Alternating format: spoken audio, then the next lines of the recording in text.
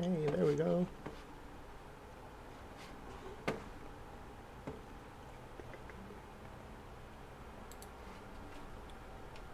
Hey, everybody. Just hopping on. Kind of give it a few minutes to sync up everywhere. I'm kind of multi-streaming right now to Twitch and Facebook and YouTube. And honestly, because, old uncle on the internet still kind of figuring all this shit out back here in the background. But yeah, I just wanted to tune in today, weigh in some on the events at Blerdcon, and what a small part of the con, or a small moment in the con that has taken up a lot of the kind of ecosystem of the conversations around the con, as well as exposed kind of a continuous and consistent pain point of the con, has come up, and it's been going for pretty much since the con ended Sunday. And I've seen a bunch of different views, a bunch of different takes, some great, most not so great, and just kind of wanted to weigh in and address it and get all of my thoughts about it in one place, since I've kind of had them spread around over the last few days. So if you're interested in hearing about that, you know, here's the place to be. Appreciate you for showing up. And if you're not catching it live, it'll be back up. It'll be on the YouTube and Twitch forever. So always tune in. And I'll also be doing an edited, condensed version from the clips of this to relaunch the new pod. So, that's a thing. But for the uninitiated, for anybody who doesn't know, Blerdcon is a fandom convention, I think kind of Comic-Con, that is for blerds or black nerds, if you will. That is supposed to be kind of the ethos, the guiding principle of the con. Hilton, who's one of the who's the chair of the con, he has labeled it as the only exclusively inclusive con, which is some real interesting doublespeak. So I wanted to talk a little bit more about inclusivity, and also the importance of gatekeeping when it comes to black culture, and cultures of marginalized groups in general, in regards to what happened in the cosplay contest, which, for those who don't know, for, I don't know, I think the second or third time, the winner of the cosplay contest at Blerdcon, the convention for black nerds, was somebody who is not black, specifically a white person this time. I don't know how they identify gender wise, so I don't want to go there, but the the big thing and the big conversation around that has started is that okay? Is having a convention that is supposed to be a celebration of blackness in this culture, in the nerd culture, and our influences in that culture, and the different ways in which we embody and celebrate our fandom, as well as just a safe space from what's typical of these types of conventions. They're usually very much majority white, and black cosplayers consistently face backlash for cosplaying characters who are not black, and it's a whole thing in the community that has caused a lot of serious harm to the point of something like a Blerdcon being necessary, which is why I think it draws so much people.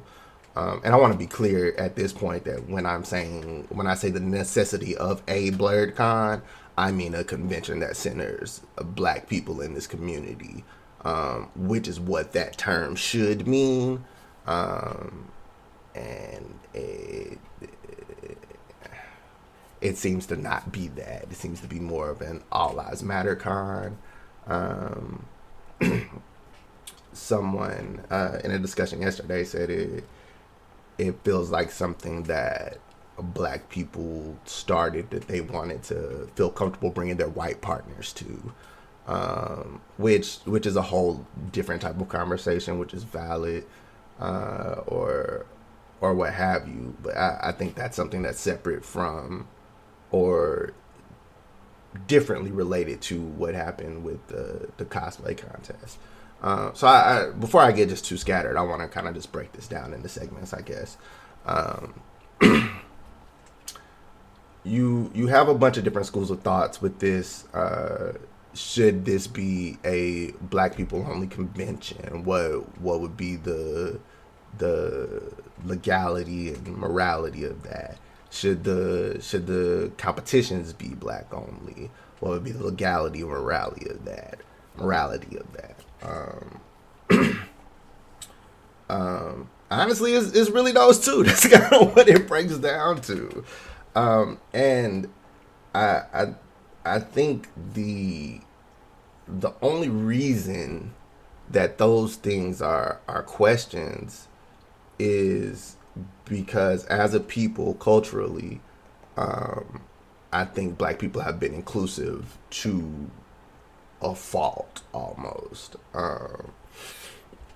And I mean that to say, because of the history of racism in this country, on this planet, and the way that it is constructed, the way Blackness was constructed is to be at the opposite end of whatever the beneficial side of our systems are, which started off as whiteness, but over time has just become anything but Black, really. And because of that, we know what it feels like to be ostracized. We know what it feels like to be oppressed. We know what it feels like to be othered, and we, in turn, have always tried to rise above that. I've always made it a point to not demonstrate that same type of animosity, that same type of hatred, that same type of ostracization towards other groups of people, which I think is wise. I don't think you can't defeat division with more division. You have to have a sense of solidarity with other people of other struggles. Rising tide lifts all boats, as they say. However, in addition to that, I think it's important that there has to be a level of gatekeeping in order to protect Blackness, in order to protect what's sacred to us, in order to really take control of this culture that we have created in a country that literally deprived us of that, where people of 5 and 6 different countries that spoke different languages were all forced together and forced to learn English and forget everything about where they came from, that still, cobbled together and through sheer resistance and strength of will and fucking flyness have put together this amazing culture and the beauty that is Blackness, right? That is being specifically Black American, which transcends it's us, right? That's always been attractive to other people. That's always been appealing to other people. That's why rap is the global phenomenon of political power that it is. That's why the Kardashians exist. That's why this issue of should a white cosplayer be able to win a Blerdcon cosplay competition exist? Because people are always going to want to come to do what we're doing, to be a part of what we're doing, to see what we have going on. And I don't think there's anything wrong with that admiration. I don't think there's anything wrong with that reverence. I don't think there's anything wrong with that desire to be involved and to be included. What I do think is important is prioritization, and we have to prioritize ourselves in our space. You can be here, cool. You can come to the cookout, cool. But this ain't your shit. Like you are a visitor here. You need to be in the background. And that's just what it is. And I don't think there's anything wrong in saying that. I don't think there's anything wrong in putting that into practice.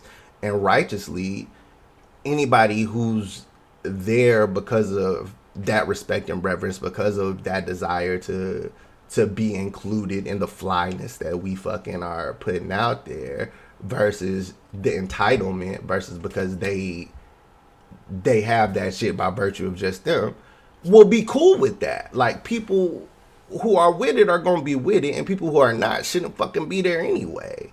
And I think there are simple ways to put measures in place to enforce that without running into issues. Hell, you can have a mandatory how to be an ally panel for all of your cosplay competition people.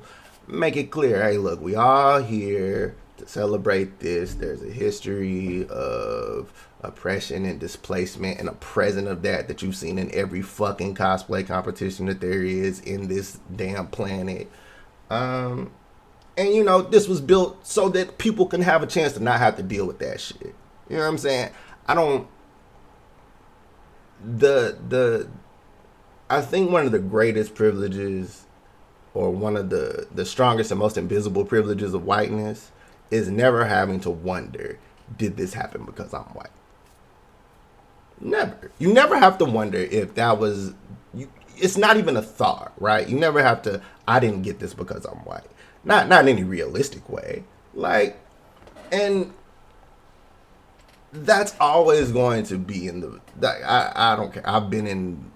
I've won in plenty of spaces that were majority white in different menus and mediums and competitions and so on and so forth. And I've lost in some. And I've been in positions where subjective measurement has to be used, or other kind of ephemeris criteria. And that can never not be a question, right? Like, we see it every day. Yo, I didn't get this because I'm black. They weren't going to pick the black person. Like,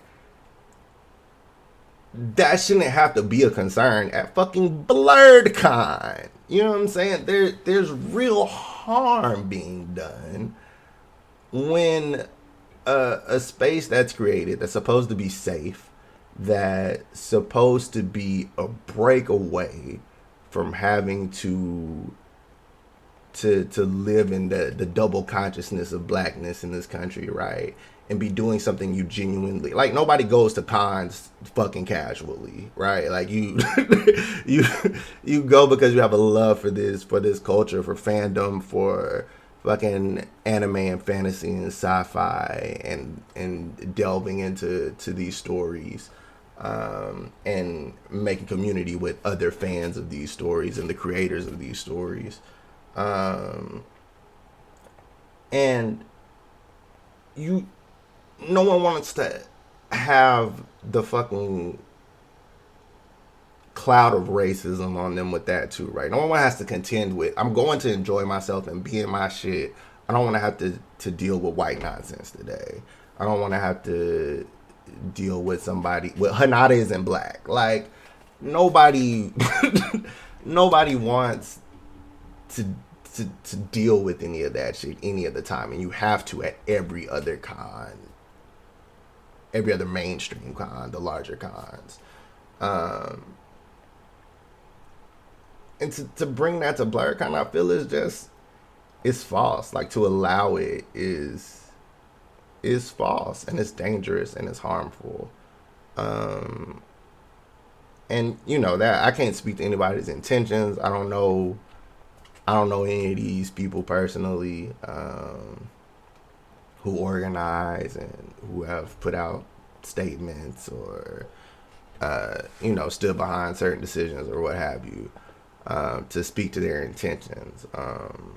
But I think impact is always something that should be given greater credence than intention, right? And the impact of this is for multiple years now in this 4-year con, there have been non-black cosplayer winners, and there has been a cry from both the people who attend and people who haven't attended because of this.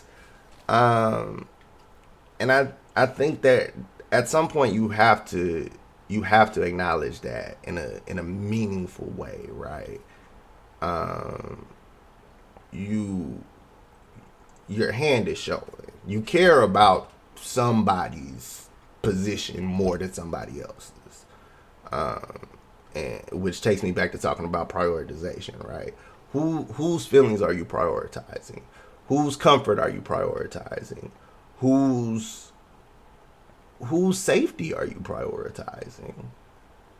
And if it's not the people you named the con after, I think you have to really reflect on what that means, right? Like that rings very false to me. And that's not to take any way away from the con. I had a fucking fantastic time at the con. I was very confused on why such a significant number of recessives were there and the psychology that leads people to do that. But, you know, whatever. People have partners and family, and haven't been to a con in fucking a year and a half. I get it. But it's still a great time. It's still a fly ass black event. You know what I'm saying? That's always gonna be. And there's something to be said about the fact that this is a known thing, has been known since year one, and the conversations about this being a quote unquote all lives matter con have been a thing out the gate, and people still come, people still support it, people who don't like any of that shit still come because there's a hunger for that, right? There's not enough other significant options that provide that space. So I think you just have to take that responsibility seriously, or a bit more seriously than it seems to be being taken, from my perspective. Let's see. My bad, y'all. I'm on the chats in these different spaces. Boot.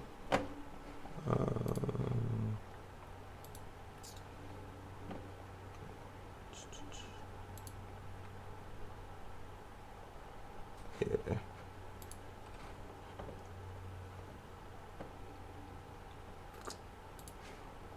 Okay, cool.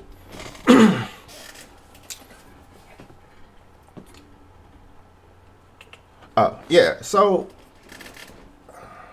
again, I understand the ethos of not wanting to exclude anybody, of not wanting to ostracize anybody, and not perpetuating the things that that exist in other cons that lead to needing a safe con, right?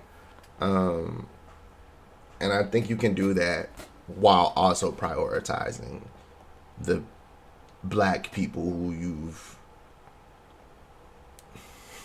you've named this con after and used to you know, make your concept reality. Because at the end of the day, it's not, POC con. It's not plus size con. It's not, any of these other identities that also exist within blackness, BT dubs. It's Blerdcon. And if I refuse to believe, with all the creative power, with all the imagination that exists within this community, that there can't be thought of a way to systemically and truthfully center black people and ensure that black people are the ones who are winning shit. Point blank period. And yeah, I think that's about all I have to say about that.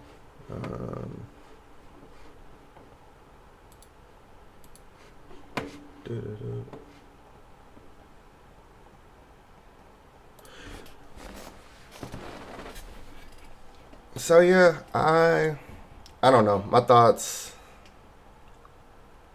on I mean, final thoughts period is black folks should be winning a cosplay contest at a black con. Black folks should be winning everything at a black con. I think the vendor should be exclusively black. I think the panelists should be all black.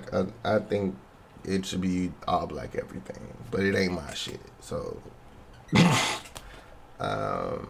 and I get the other, kumbaya, bring everybody along kind of spirit of what's happening. I firmly believe there's room for both. I don't know. Be real. If you're gonna name shit after Blerds, if you're going to promote off of Blerds and black culture, next year's theme is homecoming. I think you owe it to black people to ensure that they're not dealing with any of the same bullshit that they have to deal at these other cons. And that's where I'm at. So yeah, I appreciate you popping in to hear me ramble for 20 minutes. We'll again be releasing a condensed, edited, streamlined version of this in the next day or so. But till then, tune in, subscribe, follow, all that jazz. I'll be coming back out with more stuff. Everybody follow the Baked Beans on Rice Pod. Redoing that with the just me. So we'll have all these little teasy talks about a bunch of the same stuff, or the same line of stuff, all the politics and current events and pop culture shit that we talked about before, and guests and all that jazz. So just stay tuned. Be on the lookout. The audio pod will release on all your podcasting platforms: Apple Podcasts, Spotify, Stitcher, all those places. And then